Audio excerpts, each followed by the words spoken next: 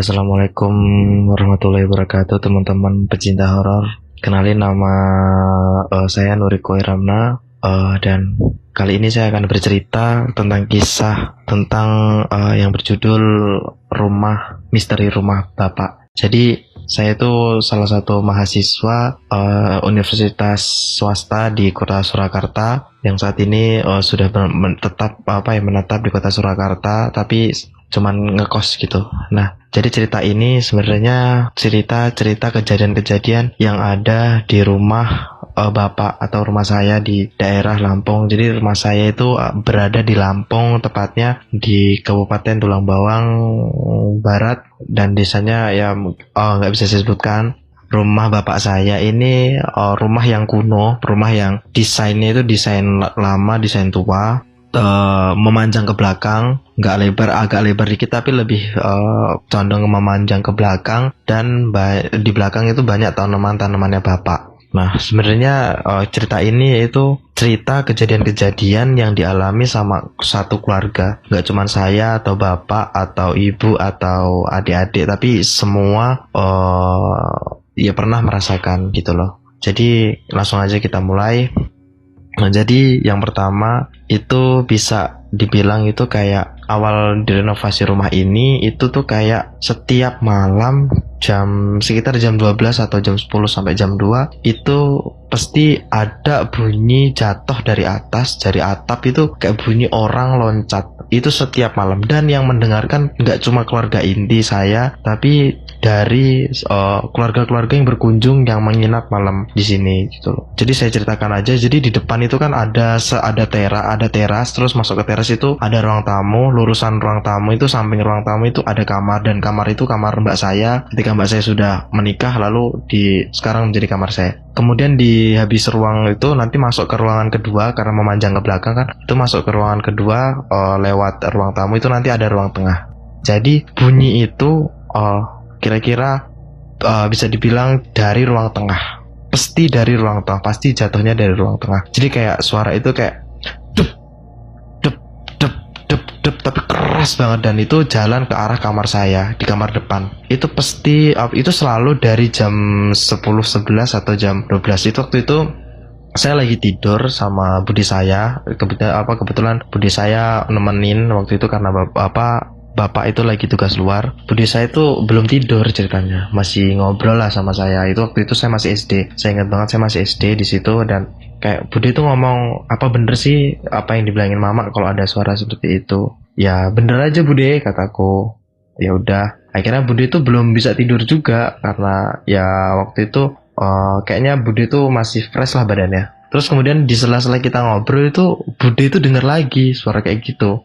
Dep dep dep dep dep, jalan ke depan pintu kamar saya dan berhenti. Setiap dibuka pasti tidak ada orang gitu loh.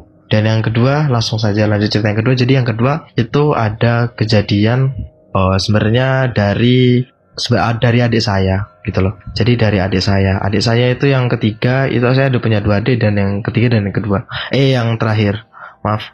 Jadi yang ketiga ini sangat pekat gitu loh, bisa dibilang kayak indigo lah gitu loh. Cuman kalau menurut saya dia lebih prepare ke, dia tuh bisa melihat itu, dan sangat sensitif lah akan hal kayak gitu, tapi juga bisa melihat gitu. Jadi pada saat itu, ini ceritanya ibu saya yang menceritakan gitu.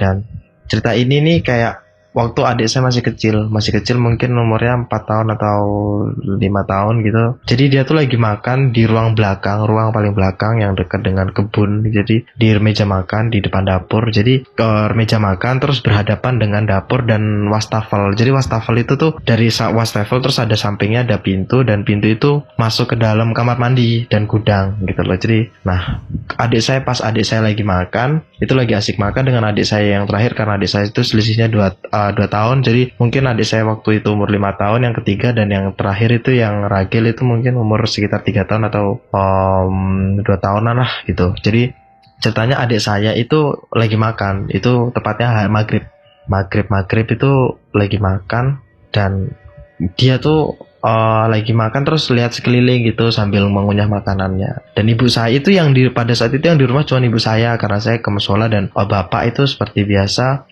dinas gitu loh, keluar gitu loh. Pada saat itu adik saya tuh lagi melihat sekitar dan tok-tok pandangannya tuh terhenti di samping wastafel. Jadi kata dia di samping wastafel itu dia terhenti sejenak terus kayak melotot gitu loh. Tapi adik saya yang nomor 4 itu tetap aja melanjutkan makannya gitu loh, tanpa acuh tak acuh, tanpa tahu mbaknya lagi ngapain gitu loh. Ketika dia melotot, dia tuh langsung membalikan pandangannya ke arah adik saya gitu loh, arah adik saya yang lagi makan, adik saya yang terakhir yang lagi makan gitu loh. Terus pada saat itu adik saya yang itu akhirnya pelan-pelan memberanikan diri untuk melihat lagi. Adik saya yang nomor 3 itu sebut saja namanya Shiva gitu, biar enak mana. Si Shiva ini ngelihat lagi ke arah itu gitu loh, ke arah itu tadi, tempat wastafel itu. Namun itu udah nggak ada. Terus kemudian dia bercerita sama ibu saya kalau dia melihat seorang sedang jongkok, senyumnya lebar sampai ke telinga, dan di senyumnya itu dipenuhi dengan gigi yang taring dan gigi yang tajam, dan dari senyumnya itu seperti banyak darah di bibirnya. Lalu dia sedang melambai-lambai ke adik saya, atau lebih tepatnya memanggil-manggil tapi dengan lambaian tangan. Dan katanya pria itu memakai baju biru dan celana yang biru dan sobek-sobek. Sudahlah berlalu. Terus kemudian kita maju lagi ke waktu selanjutnya. Jadi waktu itu ini cerita tentang adik saya lagi yang bernama Shiva. Jadi ketika itu tepatnya jam 5, dan ini kisah ini diceritakan oleh ibu saya lagi karena kebanyakan ibu saya itu sama adik saya 2 ini, si Shiva dan sebut aja si Shiva sama si Kia. Jadi adik saya Shiva ini itu waktu itu kita kira umurnya tuh sekitar 5 tahun atau 6 tahun lah, awal-awal dia TK gitu loh. Dan dia udah tahu makhluk halus seperti apa, dia sudah tahu bahwa makhluk yang dia lihat itu makhluk halus, dan dia tuh sudah memiliki rasa ketakutan lah gitu loh, karena mungkin bentuknya yang tidak seperti manusia pada umumnya gitu.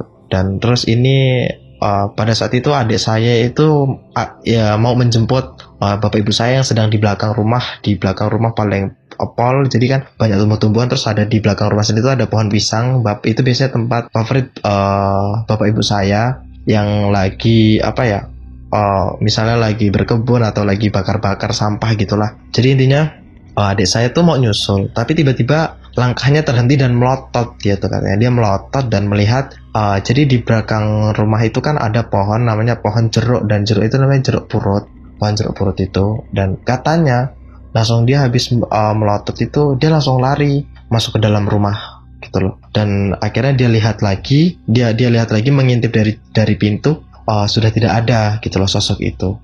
Dan waktu itu dia langsung lari ke belakang terus meminta bapak sama ibu langsung ayo masuk seperti kayak gelisah dan khawatir, ketakutan. Terus kemudian bapak itu waktu itu langsung mandi dan dia bercerita ke ibu, katanya dia melihat sosok wanita putih, berbaju putih, pucat putih seluruh badan, sedang lebih tepatnya mangap, dan dagunya itu sampai ke bagian leher, kemungkinan leher, rambutnya panjang dan sedang melotot ke arah dia. Saya merinding. Jadi sedang melotot beberapa detik untuk melihat adik saya, dan adik saya pun langsung kaget dan lari. Seperti itu. Sebenarnya masih banyak lagi ya yang bisa cerita-cerita dari misteri rumah bapak ini. Tapi mungkin untuk pemanasan untuk podcast pertama saya, untuk kisah pertama saya mungkin sekian saja. Semoga apa yang saya ceritakan bisa menghibur dan bisa menjadi bahan sharing untuk teman-teman pencinta cerita horor. Jadi, terima kasih, sampai ketemu di podcast selanjutnya. Assalamualaikum warahmatullahi wabarakatuh.